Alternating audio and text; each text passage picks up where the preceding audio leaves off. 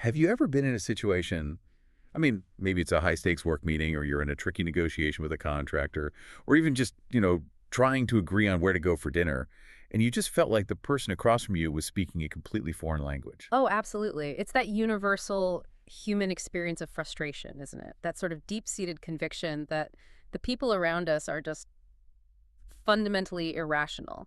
Or at best, they're operating with a completely different set of rules. Exactly.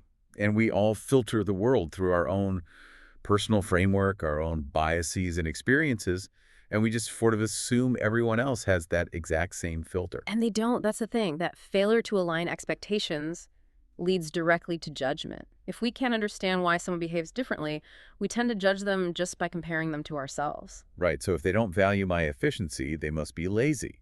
Or if they don't value my logic, they must be, I don't know, frivolous. And this friction just builds and builds until you're convinced that anyone different from you is somehow Sure. fundamentally flawed. Yeah, and that's the core challenge of communication, really. The message you intend to send is almost never the message the listener receives. It gets processed, it gets edited, it's filtered through all their preconceived ideas, and what comes out the other end can be completely unrecognizable. Okay, so let's unpack this. Let's do a deep dive inspired by Thomas Erikson's work, which really gives us a functional toolbox for deciphering those people we often categorize as difficult or, well, let's be honest, idiots. And the author's whole journey into this started with this powerful, almost unbelievable story about a man named Stuart. Stuart was a self-employed entrepreneur, maybe in his 60s, incredibly successful financially, but he was just living under this massive cloud of people He problems. genuinely believed he was surrounded by fools. Profoundly. I mean, he didn't just think it privately, he would frequently vocalize it. He'd be yelling that his staff, and this was across three different departments, were either completely incompetent or just hopelessly weird because they simply refused to think or act with the same speed and drive that he did. And the consequence of Stur's behavior is just this legendary anecdote.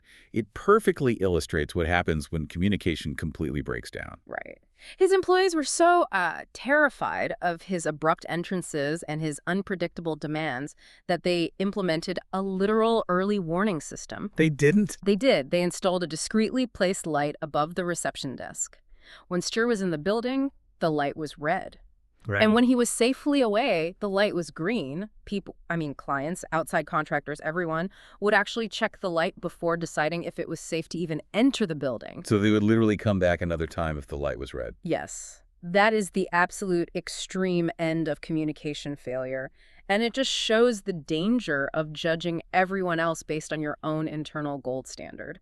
I mean, Stur's definition of an idiot was simply anyone who didn't share his particular highly demanding, highly read approach to work. So the mission of this deep dive, then, is to equip you, our listener, with the tools to identify those different approaches before you end up installing a red warning light system in your own office, or your home for that matter. Exactly. And we're going to use this powerful four-color model. It's derived from the DISC system, which stands for dominance, inspiration, stability, and compliance. And it's often mapped to the colors red, yellow, green, and blue.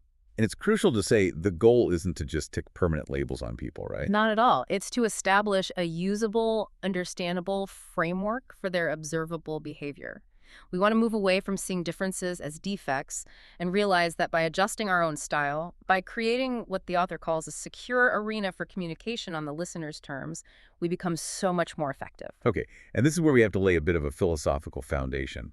This model isn't some rigid textbook diagnosis. I mean, human behavior is just vastly complex. Of course, it's influenced by our genetics, our environment, the culture we grew up in, our evolving attitudes. The author is very clear that no system can ever be 100% comprehensive because we're transmitting signals constantly. Body language, cultural norms, all these deep-seated psychological aspects. But this framework, it helps us avoid the most common, the most damaging, blatant blunders in dialogue. Mm. And that brings us to the core equation. Behavior is a function of personality multiplied by surrounding factors. So behavior is what we can see, how someone acts in a meeting. Personality is what we're trying to figure out underneath all of that. And if we understand that equation, we recognize that our core personality, the real us, is often masked by what's called our moderated behavior. This is the color we sort of wear to fit a specific situation. Right, like a naturally reserved blue person might have to moderate into a red role to, say, fire someone. It's not their natural state, but the situation demands it. And that gets really interesting because adapting like that is exhausting.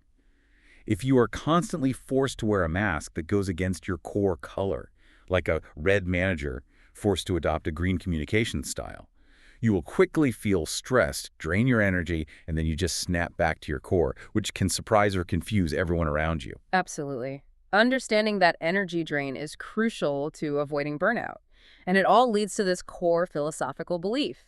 No single behavior pattern is inherently right or wrong. Different situations require different tools. Exactly. You need the aggressive, results-oriented drive of a red to push through a tough negotiation, but you certainly wouldn't use that same approach when you're mediating a sensitive internal dispute. That would require the patience and stability of a green. The whole key is just knowing which tool to use and when. Okay, so where did this elegant, simple four-color idea actually come from? Is this kind of surprising ancient feel to it? It really does. You can trace these archetypes back over 2 millennia. The roots are firmly planted in Greek philosophy, specifically with Hippocrates, like 4 centuries before Christ. He developed the system of humoral pathology, The four humors. the 4 humors. This was the original understanding that temperament controlled behavior, and it was all based on the balance of 4 fundamental bodily fluids. Okay, let's map those ancient temperaments to the modern colors. It's amazing to see how little the fundamental human archetypes have actually changed. It's incredible. So we start with the choleric temperament. This type was believed to be controlled by yellow bile from the liver, making them fiery, hot-blooded, intense, and easily temperamental. It sounds like a red.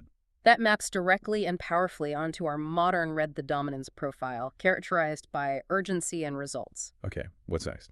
Next was the one everyone wanted to be friends with, the sanguine type, controlled by blood from the heart. They were seen as optimistic, cheerful, airy, and socially effusive. They're the energy generators. So, our modern yellow, the inspiration or inducement profile, the enthusiastic socialites. That's them. Then you have the third one, the quiet stabilizer. That's the phlegmatic person tied to phlegm or mucus. Not the most glamorous one. Haha, no. But mucus is viscous, right? It symbolizes a slow, sluggish, but fundamentally balanced and peace-loving temperament. And this is our modern green type, the submission or stability profile. Calm, reliable, striving for harmony above all. And the last one, the deep thinker. The melancholic person controlled by black bile from the spleen. They were traditionally seen as reserved, deeply reflective, and sometimes pessimistic. They are our modern blue, the compliance or analytic ability profile, the methodical realists, the sticklers for accuracy. It is just astounding that these broad categories have persisted, even after we moved away from the idea that our spleen controls our mood. So jumping forward 2 millennia, the modern foundation is the DSC system. Right. Developed by William Moulton Marston, starting with his 1928 book, Emotions of Normal People. Marston wanted to identify distinct personality differences based on how people responded to their external environment. And that led to the 4 dimensions that define the quadrants. Okay, let's make sure we really get those 4 original components. We have to define them in the context of the environment they're reacting to, because that's the key technical insight. So, starting with dominance, red. Dominance is defined as producing activity in an antagonistic environment. So think of it this way. The environment is resisting them, it's a problem, and they respond by being active and pushing back. They approach problems by asserting their will. So if they're arguing a bill they think is wrong, their immediate active response is to fight back hard. Precisely. Next, we have inspiration or inducement. Yellow. This produces activity in a favorable environment. They thrive when they're encouraged, when they're seen, when there's positive social interaction. Their active response is to influence and engage others socially. Okay, and the third is submission or stability, green. This one produces passivity in a favorable environment. This is measuring their response to change. So even when things are going well, they adopt a passive resistant stance if it means disrupting the current harmony. They want things to stay the same. Stability is everything. And finally, compliance or analysis, blue. Compliance produces passivity in an antagonistic environment. The environment is resistant, rules, procedures, complications, and their response is passive in terms of action, but very active in terms of thought. They manage risk by stopping, calculating, and sticking to the regulations. They deal with challenges by applying caution and logic, not speed. That's the technical foundation. Yeah. And this model is later developed into commercial assessment tools, famously by Bill and David Bonstetter. And there's a fantastic origin story from, of all places, agricultural sales. I love this story. Yeah, the idea was that an agricultural salesperson could potentially sell more seed just by looking at a farm, assessing the farmer's temperament, and adjusting their pitch. So what were they looking for? Well, Bill Bonstetter realized that if a farmer's driveway was pristine, the tools were meticulously organized, everything was neat and ordered, they were dealing with a blue farmer, someone driven by order. Right. But if they were experimenting with new livestock or had these big, ambitious, maybe slightly messy projects going on, they were looking at a red or yellow entrepreneur. That observation, combined with the Marston framework, helped build the successful software that's used all over the world today. Okay, so let's visualize this with the quadrant chart. This is essential for understanding the dynamics. You've got two axes. The vertical axis splits people based on their focus. Right. The top half, red and blue, are task or issue-oriented. Their primary focus is on achieving results, solving problems, ensuring accuracy. The bottom half, yellow and green, are relation-oriented. They prioritize connection, harmony, feelings. And then the horizontal axis separates how quickly people act or respond. That's the axis separating the right side, red and yellow, who are extrovert, active, and quick implementers, from the left side, green and blue, who are introvert, reserved, and generally more reflective or passive. This quadrant system immediately tells you a lot. Like our two active types, red and yellow, they share that urgency and high energy, even though red cares about the result and yellow cares about the relationship. And our two reserve types, green and blue, they share that preference for reflection and a slower pace. It's a really elegant way to see the fundamental similarities and differences. Okay, let's dive deep into our active types, starting with the quadrant that absolutely dominates the corporate boardroom. Red behavior, the dominant alpha. The red profile, the choleric type. It's all about speed and results. They see themselves as driven, decisive, results-oriented, highly ambitious, and prompt. They don't waste time pretending to be something they're not. Their motto is basically, what should we do? We'll do it my way now. And their core driving force is just pure, unadulterated competition. Right. Everything is a contest, from the annual budget meeting to the most trivial personal project. Everything. The world is just a series of chances to win. And the competitive drive is so crucial to understand. Consider the story of the author's neighbor, Pele. Pele didn't even like gardening. Okay. But when he heard the author receiving compliments on his yard, Pele immediately launched project after project, new landscaping, new retaining walls. He turned routine yard work into this fiercely competitive, ego-driven battle just to outdo his neighbor. For a red, if winning is even remotely possible, they are all in, even if the stakes are monopoly with children. Which explains why their communication style is so blunt and honest. They just skip the pleasantries. They don't do small talk because they see it as time wasted between achieving objectives. They just cut straight to their personal truth, which is often brutal. And they hate sluggishness and endless discussion. They are quick thinkers, and they assume everyone else is processing information at the same speed. That's why they interrupt so frequently. They've already mentally moved on to the solution. That sense of urgency is just constant. The perfect illustration of this is that famous 8-second phone call with Bjorn, the big chief. The author answered the phone with the standard, polite greeting, name, company name. But before he could even finish, Bjorn interrupted, asked, "Were you looking for me?" The author, a bit flustered, said no. And before he could follow up with the actual reason he was calling, Bjorn said, okay, and hung up. 8 seconds total, start to finish. To any other color, especially a green or a blue, that is just intensely rude, impersonal.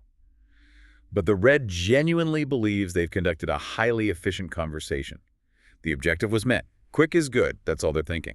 And their weaknesses are just a direct result of their strengths, their impatience, their aggression, their insistence on controlling the outcome. It causes others, particularly relation-oriented greens and cautious blues, to see them as arrogant or overly controlling. They struggle with politeness because they interpret it as inefficiency. And under pressure or in a conflict, their defense mechanism is usually blame and escalation. If they fail, it's always someone else's fault. They become excessively demanding. And this is where that whole idea of brutal honesty comes in. If you go to a red and ask for frank, unvarnished feedback on a project you spent weeks on, they will give you candor so brutal it feels like a physical attack. They genuinely believe they are just delivering the requested honesty. But they don't filter it for emotional reception. Not at all. They often leave the recipient feeling just crushed and defeated. Okay, but hang on a second. How do we draw the line between a red just being honest and a red being, purposefully aggressive? Or is the red actually incapable of separating truth from its impact? That's a crucial distinction. For the red, there really isn't a separation. Their honesty is their impact. They're task-oriented, remember. Their internal priority is the result. If the result is achieved, the feelings involved in getting there are secondary or even irrelevant. They don't calculate the emotional fallout, they calculate the objective flaw. They believe if you act for honesty, you implicitly accepted the risk of being told the unvarnished truth. That puts a huge burden on the other party, though. So if you're working with a red, how do you adapt?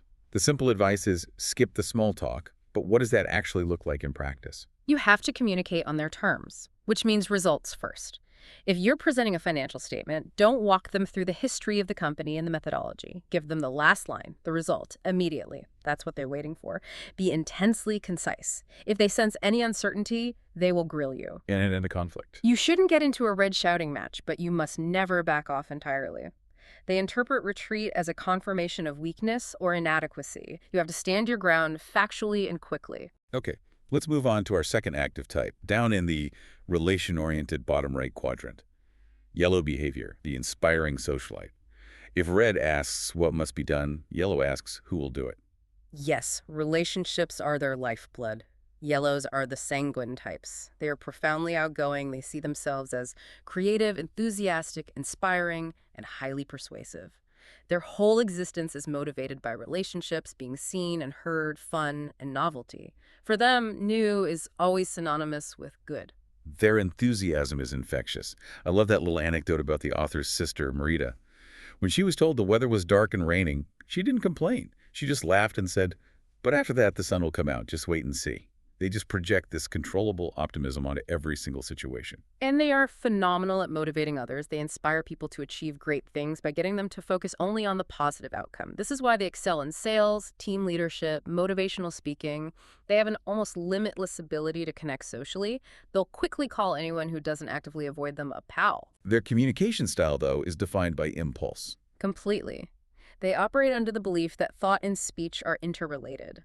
This means that unprocessed material, half-baked ideas, stream of consciousness dialogue just tumbles out. And their body language is a huge giveaway, isn't it? Oh, huge! They're highly expressive, tactile, friendly eye contact, large gestures. They take up a lot of space. Their personal space bubble is tiny. They will naturally stand closer to you than any other color. But all this spontaneity comes at a cost. Their weaknesses stem from this speed and their focus on relation over task. They're often seen as disorganized, careless, and just notoriously poor listeners. Because they need to be seen and heard, they often dominate conversations, turning it into a self-centered dialogue. Me, me. And their time management is just wildly optimistic. They genuinely think complex renovation projects take 2 days, or that they can schedule 8 meetings back-to-back with 0 travel time. And they suffer from what the source calls selective memory. It's not just forgetting. They actively repress or forget commitments that feel difficult or unpleasant. Yes. The anecdote about the yellow friends arriving 25 minutes late to a dinner party, missing the appetizer, and then sincerely insisting they were only a few minutes behind, they truly edited reality in their heads to protect their jovial self-image. This selective memory is fascinating. It's not necessarily malice, is it? It's more a deep-seated need to maintain an optimistic, hassle-free view of the world. Exactly. Difficult facts like being chronically late or forgetting an oil change are simply discarded by their brain because they clash with the image of the fun, capable person they believe themselves to be. But doesn't that raise the question, how do we distinguish between genuine, harmless optimism and, strategic fabrication when dealing with a yellow colleague in a professional setting? Because they overpromise constantly. And that's why adaptation is so essential. When a yellow promises you a deadline, they genuinely believe it in that moment because they're focused on the exciting outcome. They aren't lying. They're simply unable to translate excitement into realistic structure. You have to become their structure. And under pressure, what happens then? They avoid unpleasantness like the plague. If they feel stressed, particularly if they feel ignored or isolated or criticized, they retreat. They lose that famous jovial demeanor and can become moody, philosophical, withdrawn, questioning the meaning of life. It's a significant shift from their norm. So if you need to connect with a yellow, the strategy has to be about channeling their enthusiasm while providing that structure for them. Absolutely. You have to capture their interest quickly with excitement and new ideas. When you're giving them feedback, flattery helps, because criticism is often taken intensely personally. Frame every correction as helping them achieve a better, more fun outcome. And most importantly, you must insist they write down any commitments themselves and have them repeat back what they agreed to. If it's not written down, it will just vanish into the selective memory vortex. Okay, now we cross to the left side of the chart. The reserve types, green and blue. These are the people who prioritize reflection and pace. Let's start with green behavior. The stable supporter, which is often cited as the most common profile in the world. Yes, the greens are the phlegmatic people, the great stabilizers. They see themselves as calm, reliable, patient, thoughtful, and maybe most importantly, excellent team players and listeners. They're kind of the average of the other colors, which means they excel at balancing extremes. Their core driving force is stability, predictability, and maintaining harmony. They're profoundly relation-oriented and will invest so deeply in relationships, remembering details about everyone, birthdays, spouses' names, even the anniversary of the cat's adoption. And their avoidance of conflict is really their defining trait. They will do anything to maintain peace, which often leads them to say yes when they really mean no, or to avoid giving a straight answer entirely just for fear of offending or causing a fuss. This ambiguity is often misinterpreted by reds and blues as, dishonesty or incompetence. We see that so beautifully in the story about Christopher, the green colleague who called the author on a freezing Sunday. He was locked out of the office and desperately needed a ride. Right. But instead of asking directly, he spent 15 minutes just chatting about the author's broken boiler and offering detailed advice, and only asked for a ride as a total by the way at the very end of the conversation. Because a green person finds it excruciatingly difficult to ask for anything, let alone initiate a conflict or make an aggressive demand on someone's time. Precisely. And this aversion to clear stances means their language is often diluted. Instead of saying, that plan is impossible and too risky, they'll say, well, it appears that there are a few challenges in delivering that. Perhaps we should evaluate it further. They minimize risk by minimizing their own commitment. Let's talk about the Greens' weakness, which paradoxically is the flip side of their desire for stability, their stubbornness. Oh, their pig-headedness can be immense. Once a belief, a routine, or a working method is established, wild horses couldn't get them to change their mind, regardless of the factual evidence. They are terrified of disruption. Change represents conflict, and conflict represents danger, so they resist it with this passive, unrelenting obstinacy. And this leads to their famous passivity. The source mentions a green boss who noted an evident lack of discernible commitment among his staff. This indifference or reluctance to show visible enthusiasm can absolutely kill the energy of active types, like a red driving a car with the brake just slightly engaged. And when they're under pressure, their primary defense mechanism is silent resistance, sulkiness, or just withdrawal. They will mop for days or even weeks because they bottle up all their frustrations, saying yes when they meant no, taking on tasks they didn't want. They just lack the tools to release pressure in small doses. This is where that water bottle analogy comes in, isn't it? They hold everything inside. Exactly. And when they finally burst, it's destructive. The accumulated resentment from a difficult meeting last week, a comment made by a colleague in 1997, and the current issue all come out in one massive, comprehensive complaint. They hate being pushed into the spotlight, and they often internalize blame, which leads to these long periods of rumination. You also have to remember the stress of change for them. The green mother who was flustered when her Friday night babysitting gig was canceled, even though the practical change was minor, that really illustrates this. The disruption to her mental preparation required this intense, extra thinking time, which just completely overwhelmed her. So to adapt to a green, you need extreme patience and consistency. Avoid rapid, unexpected shifts. If you need them to implement a change, you have to break it down into small, detailed, digestible pieces. And you must build trust and rapport first. Never jump straight to business. Start with, let's grab a coffee and talk about how things are going generally. Okay, finally we examine the other reserve type, up in the task-oriented top left quadrant. Blue behavior, the analytical perfectionist. They're the ones asking, why are we doing this? What's the science behind it? The blues are the melancholic realists. They are defined by their methodical nature, their relentless pursuit of accuracy, and their focus on quality. You can spot them by their need for hyperorder, clear labels, meticulously organized tools, and an internal system for absolutely everything. And they are the ultimate sticklers for accuracy. If you're sitting at a sports bar talking to the history of football, the blue friend is the one who will clear his throat, interrupt, and precisely inform you that the Patriots have only been to the Super Bowl 10 times, not 11. And then proceed to give you detailed, precise statistics about the coin toss outcome over the last 51 games. They are professional joy killers, but in the most necessary way. I like that. Their driving force is perfection, logical thinking, and rules. They distrust intuition or gut feeling unless it is proven by concrete, quantifiable fact. For a blue, good enough is a terrible insult. They would rather spend an extra week checking data than miss the slightest detail. And this commitment to detail can paralyze action, especially for a red. There's that epic example of the blue CEO in the packaging industry.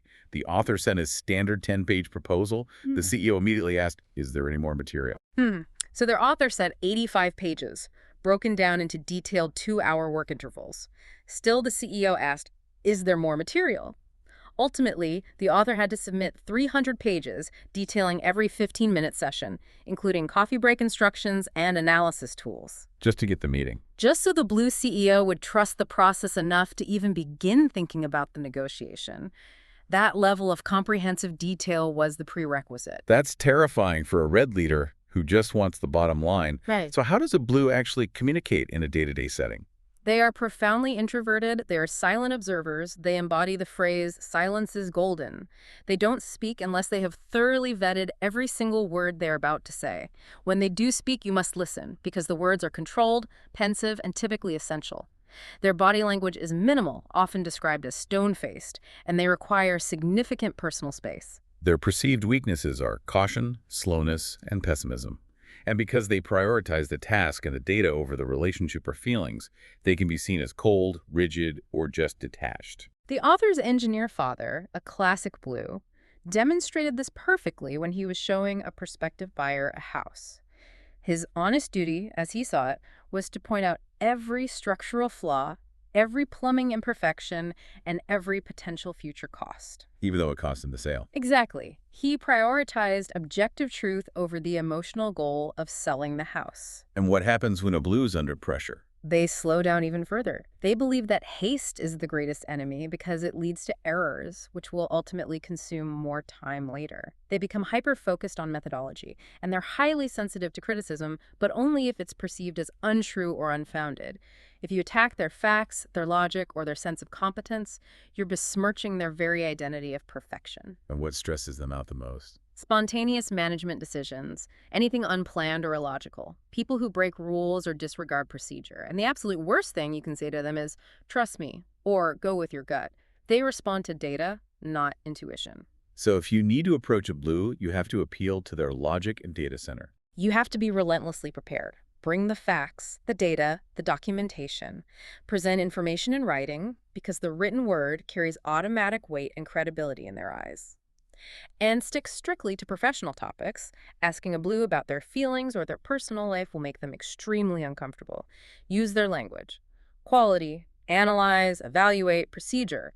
If you have to give negative feedback, stick to concrete figures. For example, the project documentation contained 3 errors, which cost the team 16.5 hours. They only respond to logic and numbers. Now that we have the 4 colors established, we can look at the dynamics of clash, cooperation, and how the different types handle stress. The simplest relationships kind of follow the 2 axes, right? Correct. The adjacent combinations, so red and yellow, the active implementers, and blue and green, the reserve stabilizers, they tend to find a smooth flow because they share the same base energy or focus. So on the task-focused axis, red and blue form this necessary if-volatile pair. Red is the accelerator speed and results. Blue is the brake caution and process. They share the same language of work and issues. But the tension is inherent. Red's relentless need for speed constantly frustrates Blue's profound need for caution, detail, and fact-checking. Red wants to move on, Blue needs to verify. And this tension, if it's managed well, leads to quality results delivered quickly. If it's managed poorly, Red just bypasses Blue, which leads to avoidable mistakes. And on the relation-focused axis, yellow and green complement each other socially. Yellow brings the fun, the ideas, the talking. Green brings the calm, the listening, the tolerance. They enjoy one another's company tremendously, but the professional risk is profound. They can get so lost in harmony and good times that they fail to focus on the task itself. Too much good time, not enough delivery. Exactly. And if yellow pushes too hard or talks too much, green's silent resistance can confuse and frustrate the yellow person. The real drama, though, comes from the opposite diagonals. Let's start with the red-green conflict. Oh, this is a classic relationship killer. Red is intensely critical of green's perceived passivity, while green views red as an aggressive, fast-moving threat. Red likes giving clear orders, and green will generally cooperate to avoid the conflict. But inside? Inside, they immediately engage in silent resistance and harbor this deep resentment. The dynamic is exhausting. The red bellows, the green mopes, and the conflict is never truly resolved. It can lead to burnout. The source talks about a manager with a combined red-green profile who would lose her temper aggressively and then immediately feel genuinely terrible about the emotional fallout, desperately trying to repair the damage she just caused. But according to the source material, the blue-yellow conflict is the most challenging clash of all. It's spontaneity versus logistics, future versus present, fun versus reality. Completely. Let's walk through that bank party anecdote to illustrate the depth of this misunderstanding. A yellow advisor, just radiating enthusiasm, spontaneously proposes a huge, fun-themed party, maybe a toga party, at a fancy conference center 20 miles away. Everyone, especially the other yellows and greens, gets excited. The yellow is focused entirely on the favorable environment, the fun, the inspiration, the future success of the event. And then the blue credit manager, the resident melancholic realist, speaks up and says only, "But how are we supposed to get there?" And that's the fatal question. The yellow immediately sees the blue as ruining the fun, intentionally raining on the parade with these frivolous questions about logistics. The blue, in turn, sees the yellow as just frivolous and poorly thought out because they haven't considered the budget, the itinerary, the legal waivers, or the transport obstacles. And the yellow reacts by escalating the charm, trying to spontaneously convince the blue, which only drives the blue further into crisis. The blue remains motionless, silently convinced that the yellow is an unserious windbag who is undeserving of attention. They'll just wait for everyone to calm down and then methodically point out the fatal flaw in the plan. The emotional and logical processes just could not be more incompatible. This intense incompatibility really shows itself under stress, which brings us to that drinking glass analogy. It's a great way to understand how temperament dictates the duration and intensity of the reaction. It is. Let's start with the red, who is the shot glass. They have a very small capacity for stored frustration, which means they react fast. When they feel pressure, they detonate quickly, an explosion of anger or shouting. But the mess is usually contained, and once the anger is out, the conversation can genuinely move on because they don't hold grudges. Okay, then the yellow is the everyday drinking glass. They have a larger capacity, and the pressure level rises gradually. An observant person can see that level rising as they get upset, often through dramatic gestures or escalating volume. And when they spill, the resulting mess is larger. A lot of emotional papers get destroyed. And here's the key difference from the red. The yellow feels immediate, profound guilt afterward. They hate the negative emotion they caused, and they try to overcompensate by being overly kind or generous right after the outburst. That's something the pragmatic red wouldn't even consider doing. Then we have the green, who is the water bottle. They have a massive capacity for storing pressure, controlling their emotions to maintain that critical harmony. They can internalize slights and difficulties for years. So when the green finally bursts, the release is often triggered by some minor event. But the resulting flood of frustration, the stored resentment from 1997, the fight from last week, the annoyance with the coffee maker, it all comes out in this one massive, comprehensive, and potentially relationship-ending complaint. The lack of small releases makes the eventual explosion devastating. Finally, the blue is the crystalline block. On the surface, they appear completely serene, unmoved by the chaos around them. They manage stress internally, using logic and systems, often just closing the door and working methodically through the problem. And to a yellow or red colleague, this can seem pathologically abnormal. They might conclude, she's not normal, she doesn't have any feelings in her body. But this is wrong. The blue system is their emotional release. They manage stress by creating order and maintaining objective control, not by emotional venting. Their sensitivity isn't centered on emotional turmoil, but on perceived factual inadequacy or procedural chaos. The sheer depth of these differences leads directly to the core lesson of the framework: adaptation. The whole purpose isn't to label people, but to understand what strategic adjustments we need to make to communicate effectively on the listener's terms. Adaptation is the ultimate exercise in emotional intelligence. It requires a tremendous amount of effort and self-awareness. It means developing the flexibility to cope with and respond to people who are just fundamentally wired differently than you are. But as we mentioned earlier, the author warns that adaptation is unnatural. Our natural state is to exhibit our core color. Adaptation demands energy, and if you're stressed or tired or unsure, you will default back to your core behavior, often surprising or alienating the people you are trying to connect with. And we have to address the critique that this is manipulation. Some people view deliberate adaptation as dishonest. But the counter-argument is this: we already adapt constantly as part of the social contract. We don't speak to our boss the way we speak to our spouse, or our spouse the way we speak to our child. This framework just provides a much more reliable and conscious system for that necessary social flexibility. It prevents you from making the same blunders over and over. And if groups only communicate on their own terms, we immediately go back to Sauter's world of idiots. We saw a powerful demonstration of this in that final team project example from the source material. Yes, that exercise with the managed groups was so illuminating. They gave 4 different groups the same, complex problem to solve. The red group, focused entirely on speed and winning the race, solved a completely different problem than the one they were given. They won the execution race, but missed the strategic goal entirely. The blue group, task-oriented perfectionists, were just absorbed in planning and deliberation. After half the allotted time, they hadn't produced anything concrete because they were more interested in doing things properly than in actually delivering results. Their methodology was perfect. Their output was zero. The green group, focused on stability and harmony, failed spectacularly to resolve conflict or take decisive leadership. They were quiet and anxious. Their spokesperson reported that while the team nodded in passive agreement during the process, many were silently grimacing, signaling this deep, unaddressed resistance that stalled every single decision. And the yellow group, fueled by inspiration and fun, was the slowest to even show up because they got distracted, talking on their phones, enjoying coffee and cake. They prioritized the favorable social environment over the antagonistic task environment, and they failed to make significant progress. The conclusion is stark and undeniable. Groups composed solely of one color, or groups that communicate only on their own terms, always fail in predictable ways. Diversity is the only route to functional success. And this applies everywhere. A functional team requires all 4 types. You need yellow for fresh ideas, enthusiasm, keeping morale high. You need red for quick decisions, action, cutting through bureaucracy. You need green for stability, implementation, operational work, and ensuring the team feels supported. And you absolutely need blue for evaluation, quality assurance, risk management, and making sure the process is logically sound. Remove any one color, and you introduce a fatal flaw into the system. So the essential insight for you, the listener, is that understanding these colors is really the first step towards self-awareness. It allows you to adjust your approach to reduce friction and build cognitive empathy, the ability to understand why someone is thinking differently. You stop trying to change others and start communicating with them based on their fundamental wiring.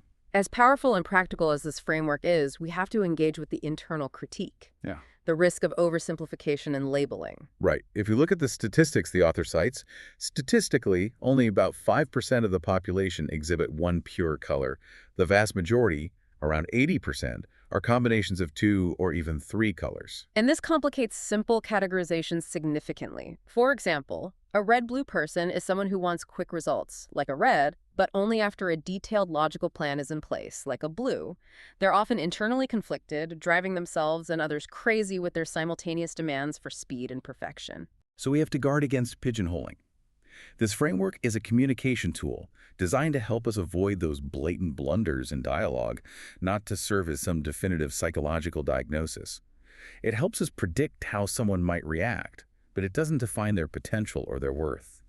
The true value of the 4 colors is realized when you stop viewing the differences as a personal affront or a defect in the other person. Think about the case of Helena, the CEO, who was a high red. She eventually realized she was the cause of many of her workplace problems because her natural impatience and love of conflict stressed her green and blue staff into submission. She thought she was just being efficient. But she realized her employees were literally afraid to share their real feelings and their data because they feared her fiery, instant temper. Her challenge was learning to moderate her red behavior into a more green-like pace when communicating sensitive material. Or consider Haken, the yellow salesman. He struggled immensely to accept any weakness at all. He insisted he was analytical, even though he relied entirely on gut feeling.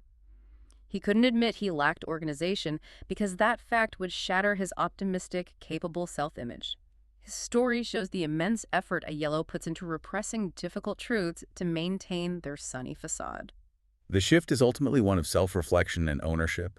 And this knowledge applies across every aspect of life. As an employee trying to impress a blue manager, a spouse trying to communicate with a green partner, or a parent trying to motivate a red child. Understanding people remains the crucial factor in achieving your life goals smoothly. If you learn the language of DISA, you drastically reduce unnecessary conflict, not because you change them, but because you change your approach to them. So we have completed the journey, moving from Sturzer's judgmental world of idiots to the structured analytical framework of the four colors: red, yellow, green, and blue. We've learned that communication is successful only when it happens on the listener's terms, and that adapting your style is the highest form of emotional intelligence. The value of temperament diversity is crystal clear. The functional team needs the spontaneous action of the red and yellow, checked by the careful implementation and analysis of the green and blue. And so, we leave you with this final, provocative thought to consider. When you choose your inner circle, the people you trust, the friends you rely on, whom do you choose to surround yourself with? Your mirror image or your opposite? Why? For a shorter visual summary of Surrounded by Idiots, you can watch the mini explainer linked in the description.